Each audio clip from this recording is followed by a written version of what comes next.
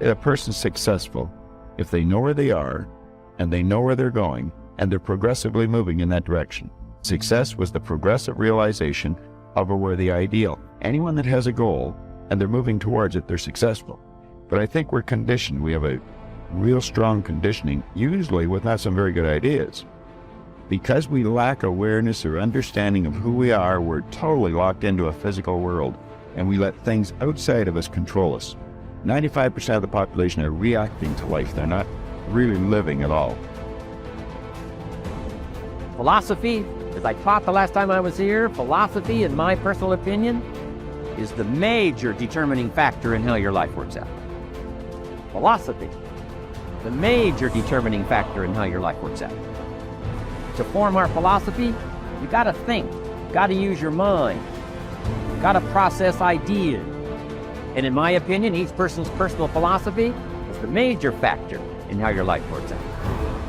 Here's what I called it in that last presentation when I was here. It's called the set of the sail. Each person's personal philosophy is like the set of the sail.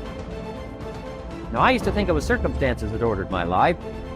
I used to blame the traffic, the weather, used to blame circumstances. So I figured that, my future was going to be tied to what everybody else was arranging, the economy.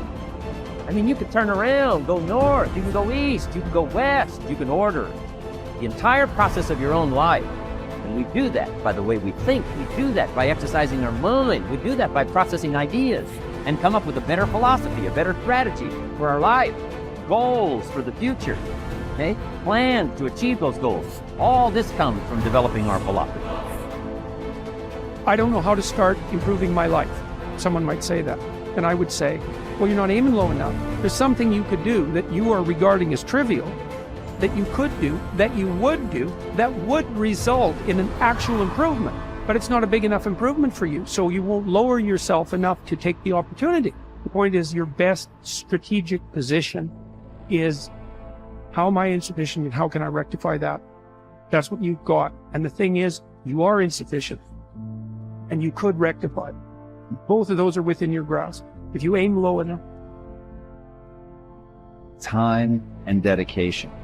It takes a willingness to accept that you're not yet good enough. It takes the ability to stare at the places that you know that you're weak, to really look at those things and not let it affect your sense of self-esteem and not let it affect your sense of self-worth, so that you can still get the momentum going. But you have to understand that in the beginning, we're all terrible.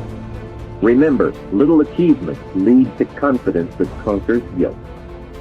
Then buy up every challenge to reach your goal. You can now handle it. The winter, the spring, the harvest.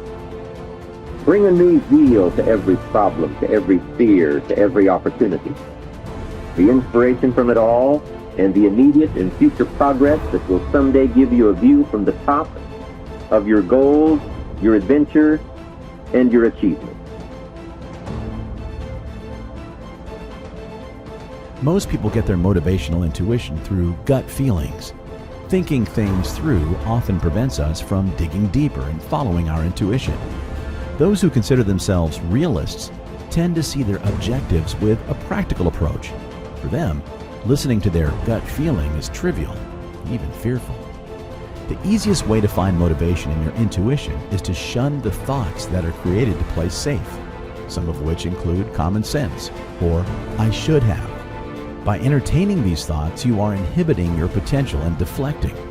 As a result, you are shutting yourself from experiencing your real intuitional motivation. Whether you are looking for motivation to relieve a midlife crisis or overcome a common obstacle, your role your motivational instincts play is a deciding factor in your life's journey. Let's look at it from a different perspective. While the idea of digging deeper into your soul is largely overstated, it is not the only way to find inspiration and motivation. As stated, you can find inspiration from something as simple as taking a walk in the park or getting into a deep meditative state. By facing your thoughts and acknowledging your feelings at every turn, you can strengthen your motivational intuition and stay inspired under any circumstances. Ultimately, it's important to take it one step at a time. If you feel motivated, you are likely to get excited and get one grand idea. If you cannot execute it to perfection, divide it into smaller steps that are attainable and realistic. Take time to learn. Develop a growth mindset. The best approach to self-development is to take things slowly and advance at your own pace. The gravest mistake you can make is focusing on quick fixes. Your success can only be achieved with consistent, gradual change, which comes with developing a solid growth mindset. Despite different temperaments, learning abilities, skills, and talents, most of us can develop a growth mindset to stimulate our personal development. Fixed versus growth mindset. The first step in cultivating a growth mindset is learning to distinguish it from a fixed mindset.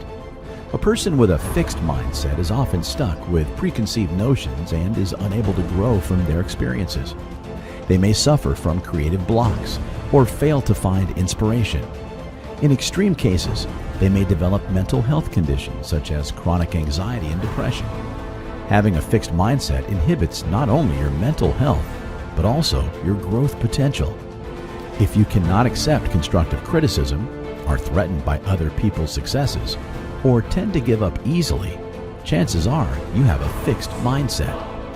By contrast, developing a growth mindset allows you to embrace challenges and enrich your curiosity. You are eager to find inspiration, learn, and accept criticism without taking offense. The best way to stay motivated and avoid repeating the same mistakes is by reflecting on your past. Amend your past mistakes and redefine your mindset as you seek self-improvement. Most importantly, focus on the journey and the process instead of fixating on the results. When you seek quality and stability, successful outcomes will always follow. In the end, a growth mindset grants you freedom, whereas a fixed mindset caps your potential.